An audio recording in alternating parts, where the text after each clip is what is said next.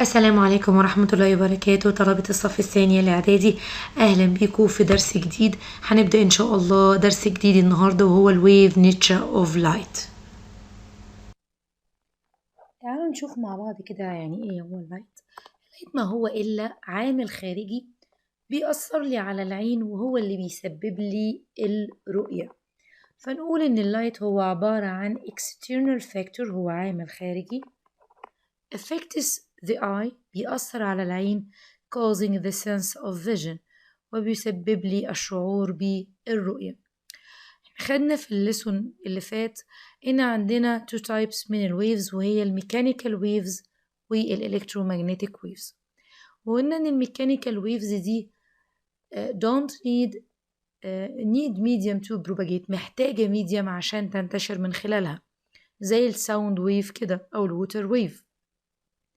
وقلنا إن الإلكترومagnetic ويفز دي don't need medium to propagate، هي مش محتاجة medium عشان تنتشر خلالها. زي كده مين؟ زي الإكزامبل بتاعنا اللايت ويفز اللي هو درسنا النهاردة. فنقدر نقول من كده إن اللايت ويفز ما هو إلا إلكترومagnetic ويفز. ليه إلكترومagnetic ويفز؟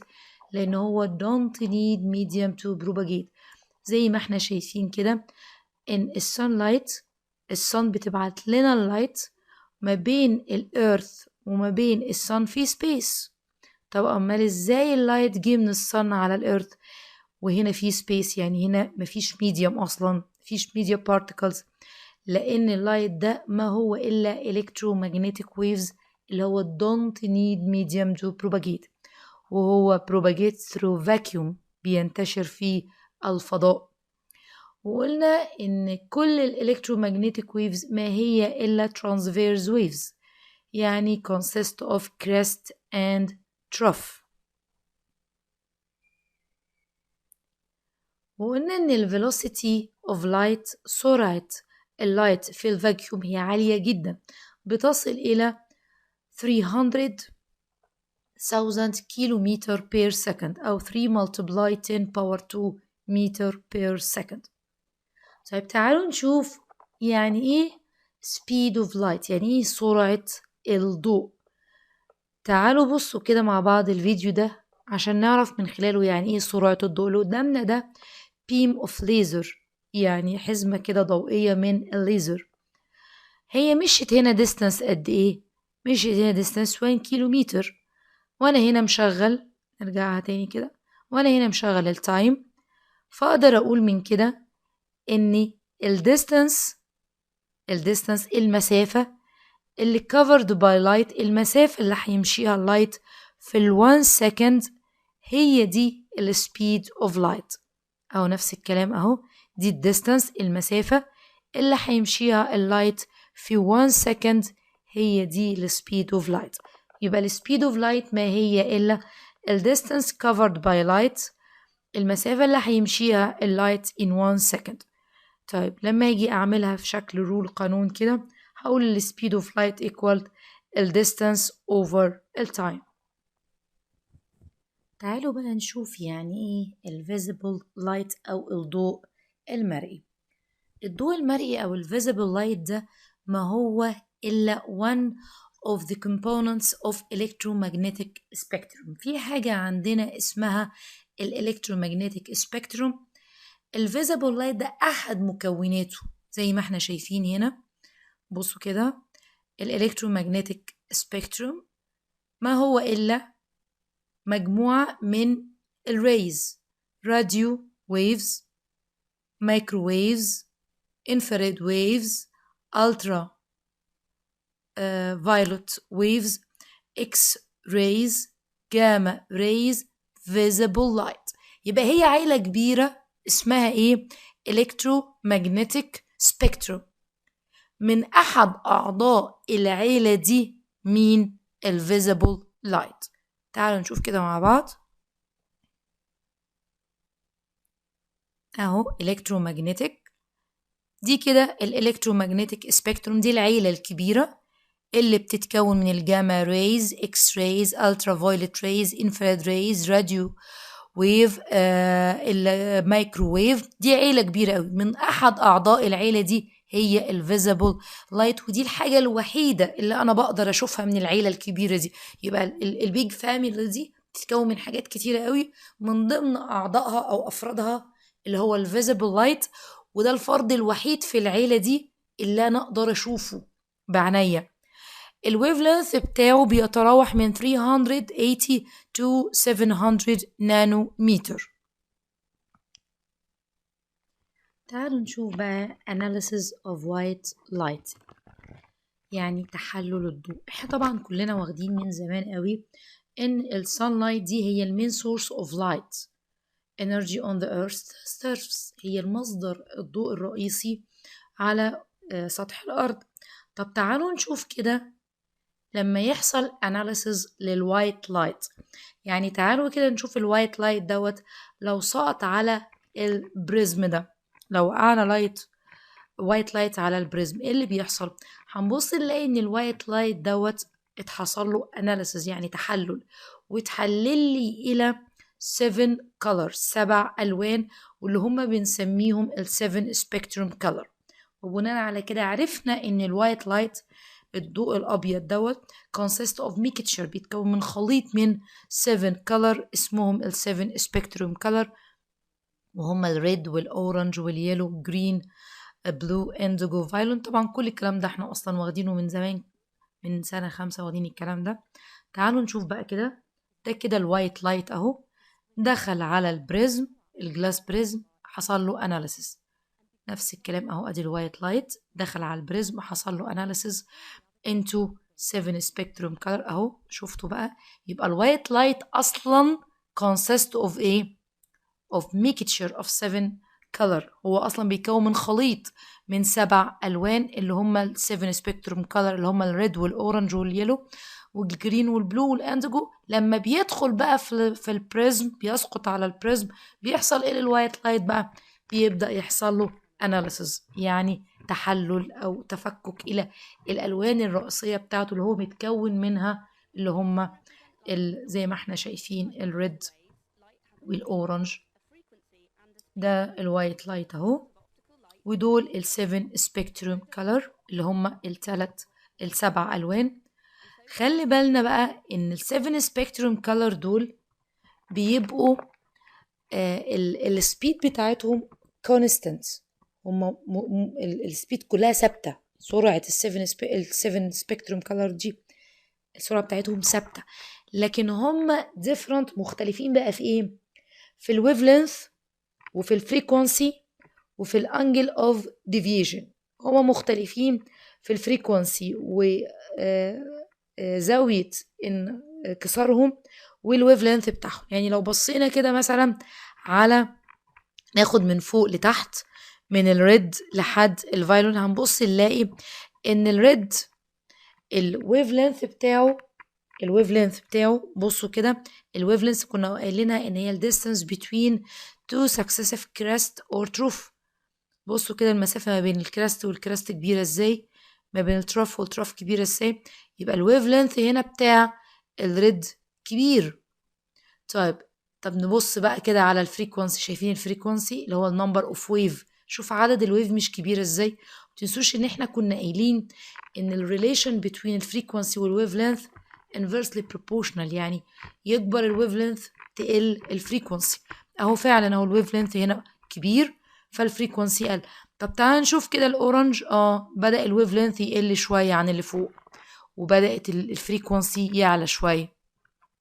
طب ندخل على اليلو اهو الويف لينث قل شوية اهو والفريكونسي زاد. ندخل على بعديه الجرين اهو الويف لينث قل اكتر والفريكونسي زاد. طب ندخل على البلو ده قل خالص، شايفين الفرق بين الويف لينث اللي هنا والويف لينث اللي هنا، الديستانس بين هنا الكريست والكريست، وبصوا على الديستانس بين الكريست والكريست قلت ازاي. طب شوفوا لما الويف لينث قل الفريكونسي زاد ازاي. شوفوا هنا الفريكونسي كان ايه؟ كان هنا ادي ويف 2، هنا كان 2 ويف، هنا شوفوا بقى ادي 1 2 3 4 5 هنا 6 ويف. يبقى كل ما الويف لينث هيقل الفريكونسي هيزيد. طب ندخل كده على الاندجو، لا ده الويف لينث قل خالص هنا والفريكونسي زاد برضو.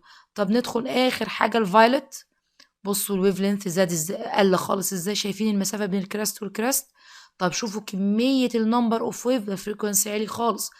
يبقى لما بنتحرك من القمة بتاعة البريزم، من قمة البريزم واحنا نازلين على البيز بتاعته، هنبص نلاقي ايه اللي بيحصل من فوق لتحت.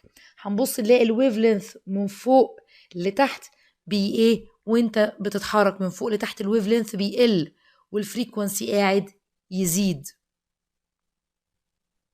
نشوفها بشكل اوضح هنا اهو. الويف لينث في الريد عالي اهو، الفريكونسي قليل. الاورنج اهو الويف لينث قل شويه، الفريكونسي زاد. اليلو نفس الكلام، الويف لينث قل، الفريكونسي زاد. الجرين الويف لينث خالص قل، فريكونسي زاد. البلو نفس الكلام، الويف لينث اهو اللي هو distance between الكريست اند trough قل، الفريكونسي زاد. هنا الويف لينث قل خالص، الفريكونسي زاد خالص. الفايلنت اخر حاجه الويف لينث قليل خالص اهو، الفريكونسي زاد جدا. يبقى وانت بتتحرك من القمه بتاعه البريزم اللي هو من عند الريد لاخر حاجه خالص الفايلت، الفريكونسي بيزيد والويف لينث بيقل. والانجل اوف ديفيجن كمان اللي هي زاويه الانحراف برضو وانت بتتحرك من فوق لتحت بيجرى لها انكريز. يعني تعالوا نبص كده مثلا، نشوف هنا كده الانجل اوف ديفيجن في لما بيحصل انحراف. بصوا كده، هتبصوا تلاقي الانجل اوف ديفيجن عند الريد مش عالية قوي، زاوية الانحراف او الانكسار دي مش عالية قوي. لو بصيت بقى على الاندجو هتلاقي زاوية الانحراف دي او الانكسار دي عالية. يبقى الانجل اوف ديفيجن من فوق لتحت بتزيد، هنا قليلة تفضل تزيد تزيد تزيد لحد ما تلاقيها عالية قوي عند الاندجو لكن قليلة عند الريد. تعالوا نشوف بقى استخدامات اللايتس. طبعا كلنا عارفين استخدامات اللايت في بيوتنا، بنستخدمها في السبوت لايت، الاورنمنتد لامبس اللي هي اللمض المزخرفة، الستاند لامبس اللي هي بتعمل لي كونسنتريت لللايت، بتركز لي الضوء فور ريدنج للقراية. طيب تعال نشوف ال behavior of light through different media، يعني سلوك الضوء خلال الميديا المختلفة.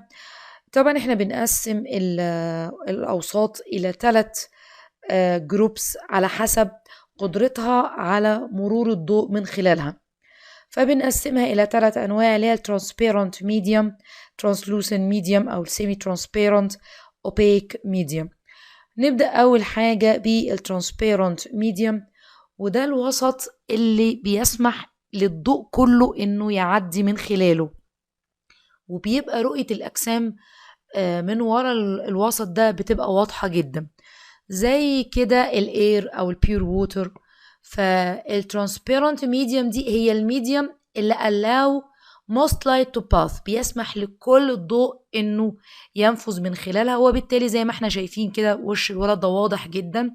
يبقى الاوبجكت كان سي بي كليرلي، اقدر اشوف الجسم بشكل واضح. لو حطيت حاجة في الصندوق دوت، طبعا هو من الجلاس، فهقدر اشوف الحاجة دي من خلاله بشكل واضح لان ده ترانسبيرنت ميديوم. فالإكزامبل اللي هي الكلير جلاس والإير والبيور ووتر.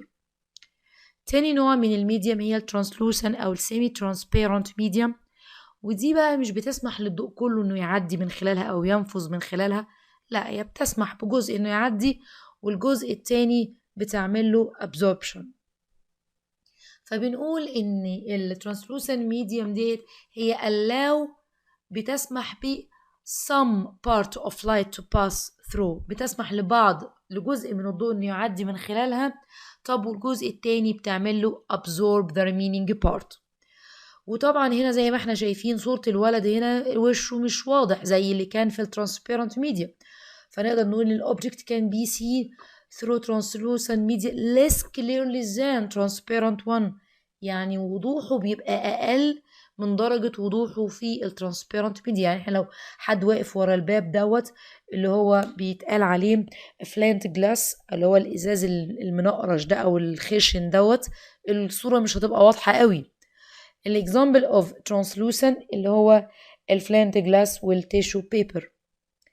اخر نوع من الميديم وهي الاوبيك ميديم، ودي بقى طبعا ما بتخليش الضوء يعدي من خلالها خالص، وبالتالي لو في جسم ورا الاوبيك ده انا اصلا مش هقدر اشوفه خالص، لان ما بتسمحش للضوء انه يعدي. يبقى الاوبيك ميديم ديت هي don't allow light to pass through، مش بتخلي الضوء يعدي منها خالص، وبالتالي الأوبجكت can't be seen through opaque medium، مش هقدر أشوف الأجسام من خلالها. ودي طبعا زي أي حاجة بقى opaque، لو كرتون بيبر، بوكس، ميتال، هيومن سكين، ميلك، أي حاجة من الحاجات دي اسمها opaque medium.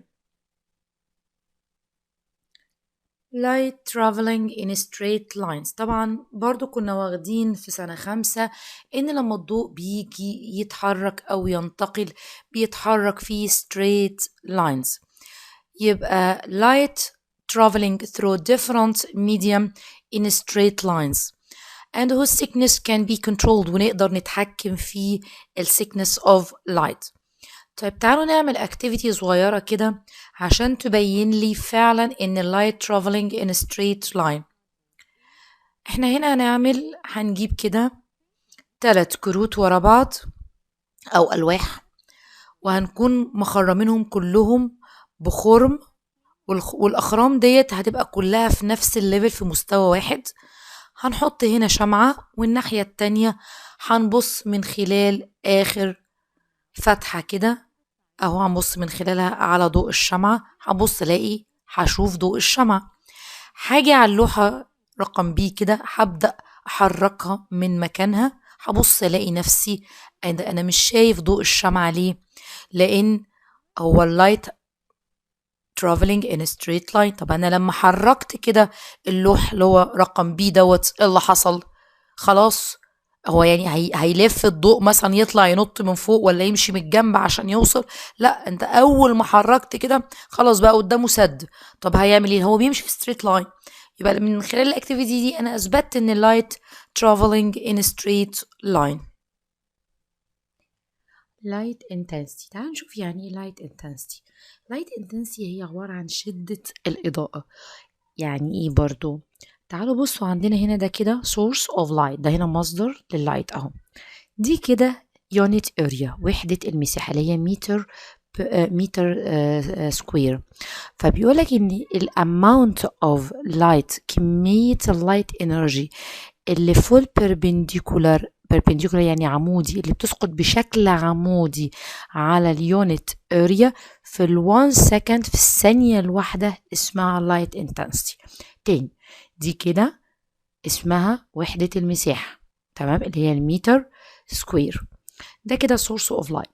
كمية اللايت انرجي، كمية الطاقة الضوئية اللي هتسقط بشكل عمودي perpendicular على اليونت اريا دي في السكند الواحدة، في الثانية الواحدة، اسمها light intensity.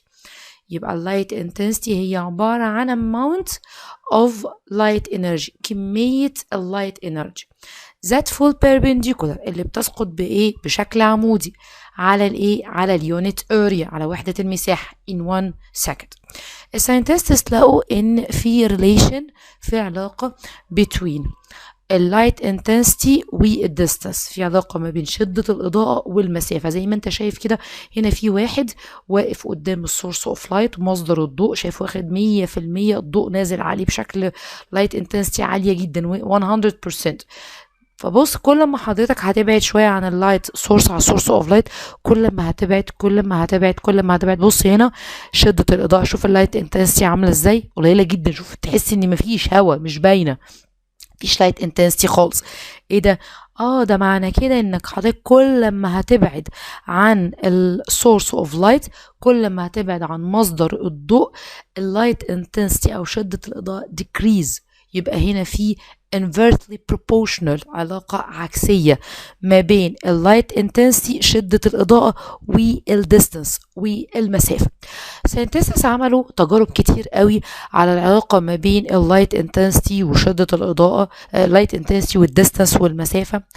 بعد تجارب كتير عملوها، لقوا فعلا ان في inversely proportional، علاقة عكسية ما بين شدة الإضاءة والمسافة، بس مش من المسافة سكوير، يعني المسافة تربيع. يبقى الساينتستس لقوا ايه؟ لقوا ان في inversely proportional، علاقة عكسية ما بين ايه؟ ما بين اللايت انتنسيتي شدة الإضاءة والديستانس سكوير والايه والمسافة تربيع. وده قانون يطلق عليه the inverse square law of light، اللي هو قانون التربيع العكسي للضوء، اللي بيقول لي فيها ان اللايت انتنسيتي شدة الإضاءة بتتناسب تناسب عكسي مع المسافة تربيع. يبقى الانفيرس سكوير لو اوف لايت بيقول لي ايه؟ بيقول لي ان اللايت انتنسيتي شدة الإضاءة inversely proportional، بتتناسب تناسب عكسي مع ايه؟ مع الديستانس سكوير، مع المسافة تربيع.